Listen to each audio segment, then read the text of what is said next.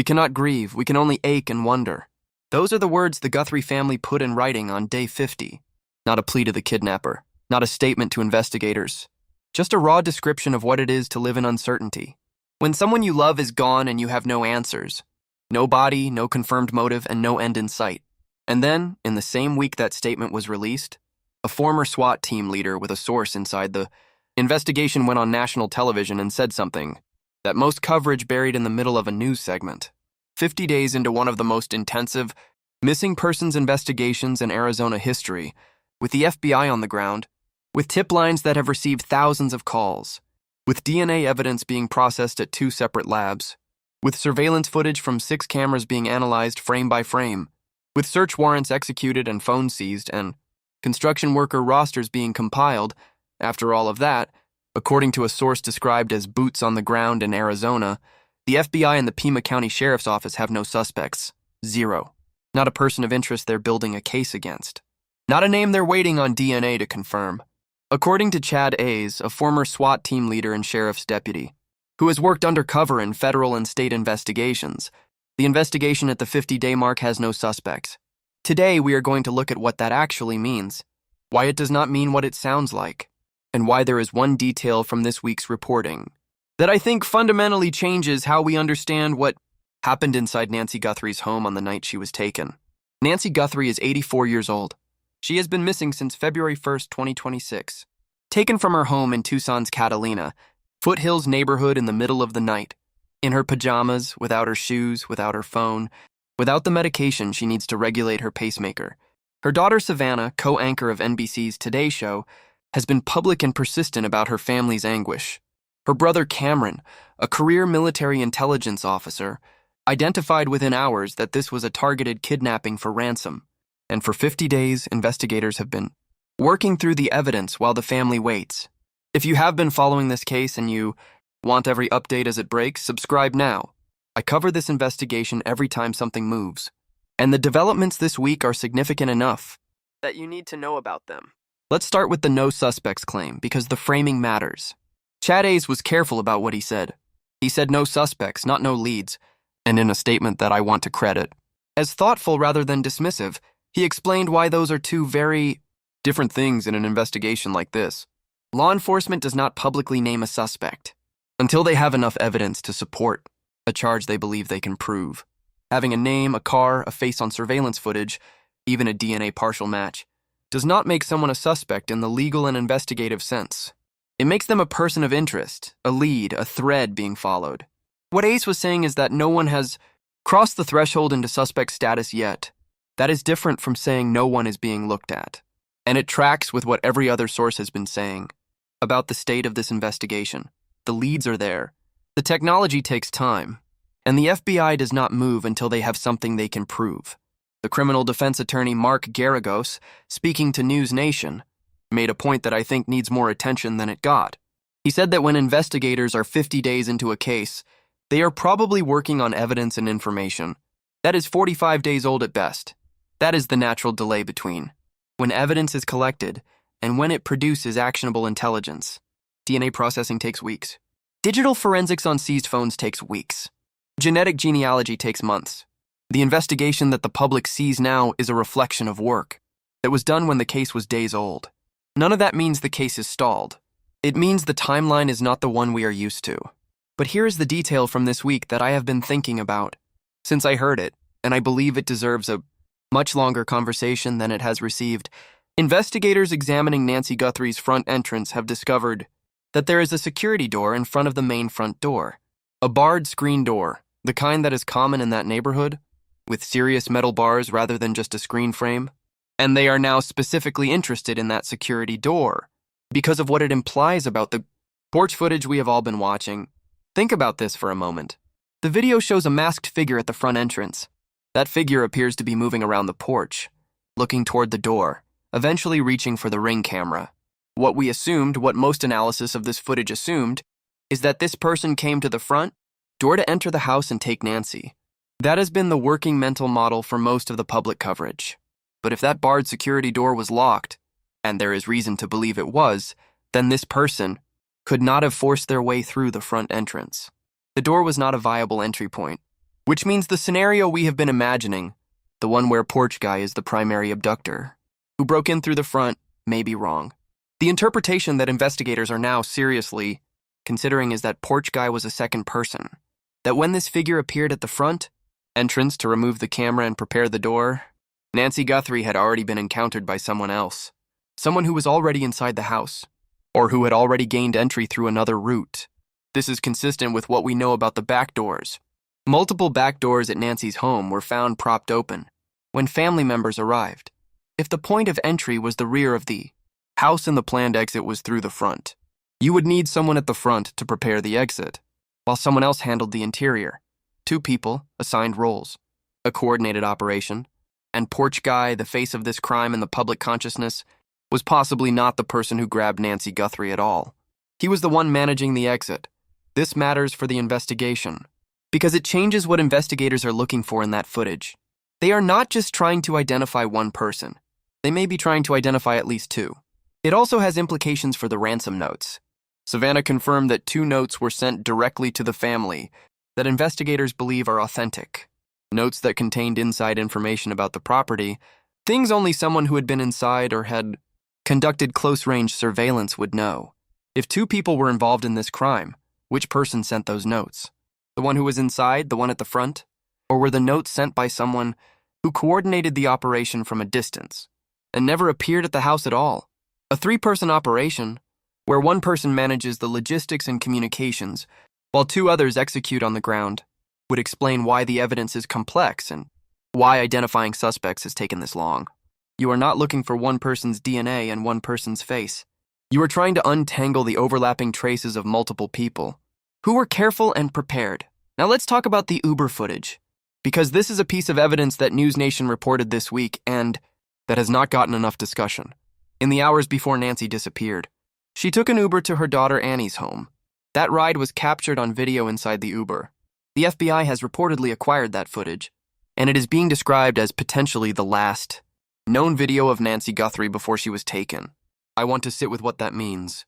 An 84-year-old woman in a car, on a routine visit to her daughter, hours before her life was taken from her.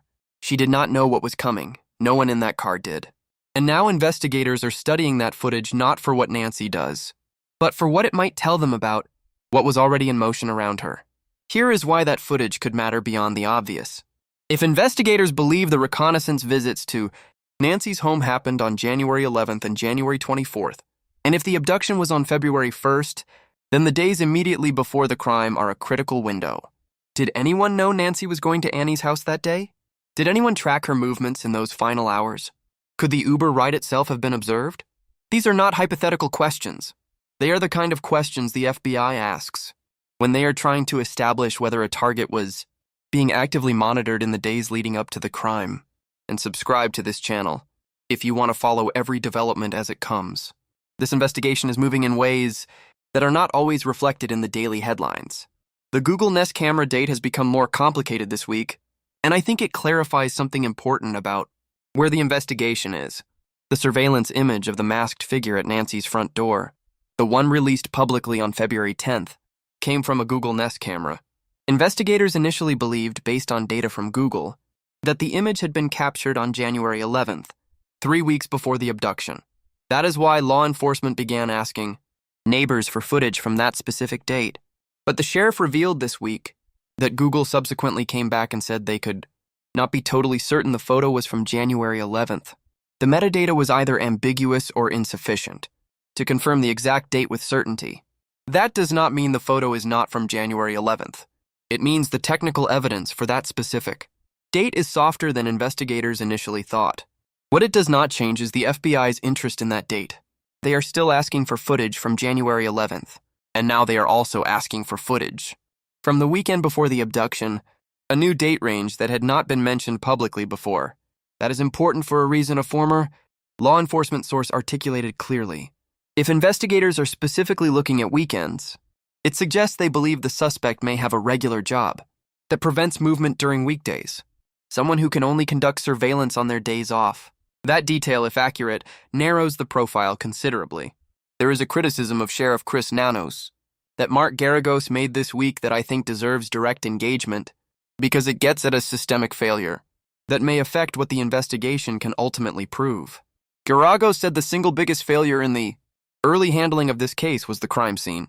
He used the word pristine twice, which is a lawyer's word for a reason.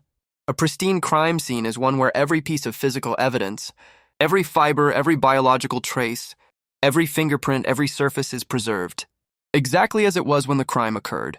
The moment you allow unnecessary foot traffic, the moment investigators or family members or anyone who should not be there moves through that space, you compromise the forensic value of what you find. If the crime scene at Nancy's home was not preserved properly in the first hours of the response, some evidence may be permanently lost. DNA that could have been cleanly attributed to the suspect might be contaminated with contributions from family members, first responders, or neighbors. Surfaces that might have carried fingerprints may have been handled. The chain of custody that makes evidence admissible in court depends on a clean and documented process from the moment a scene is secured. This is not a retroactive criticism that can be fixed. It is a limitation the investigation now has to work around, and it is one of the legitimate reasons people have questioned the leadership of the sheriff's office in the early days of this case. There is one more piece of this week's reporting that has not received the attention it deserves. The FBI's investigation of a vacant home near Nancy's residence is a possible staging location used by the suspect before the abduction. A staging location is where an operation is prepared and launched from. It is where you park the vehicle you do not want connected to your daily life. It is where you store equipment, change clothes, and coordinate with anyone else involved before you move on the target. It is the last point of preparation before the crime begins. If the FBI is treating a specific vacant property as a potential staging location, it means they have some reason to believe someone was using that property in the lead up to February 1st. That could come from surveillance footage showing the property being accessed at unusual hours. It could come from cell phone tower data placing a device at that location repeatedly during the surveillance period. It could come from forensic evidence found at the property itself, footprints, tire marks, biological material. The significance of a staging location is that it expands the forensic footprint of this crime. If the suspect prepared there before moving on Nancy's home, they left evidence there too. And that property, unlike Nancy's home, may not have been compromised by the crime. Scene processing issues that Mark Garrigo cited. If it has been identified and secured before significant contamination occurred, it could be a cleaner evidence source than the primary crime scene. Now let me walk through the three most significant open questions in this investigation and what each of them implies about where this case goes next. The first question is who was inside the house. The security door at the front entrance points towards someone who was already inside when Porch guy arrived. How did they get in? Was it through the propped back door? Was it through a window? Was it through a door that Nancy herself opened? That last possibility is uncomfortable but has to be considered.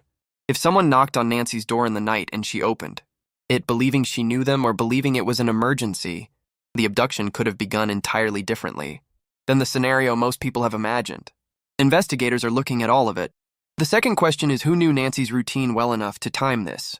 The Uber ride to Annie's house on the day before she disappeared raises the question of whether anyone was tracking her movements that day. The reconnaissance visits on January 11th and the weekend before the abduction suggest someone was in the neighborhood specifically watching the property.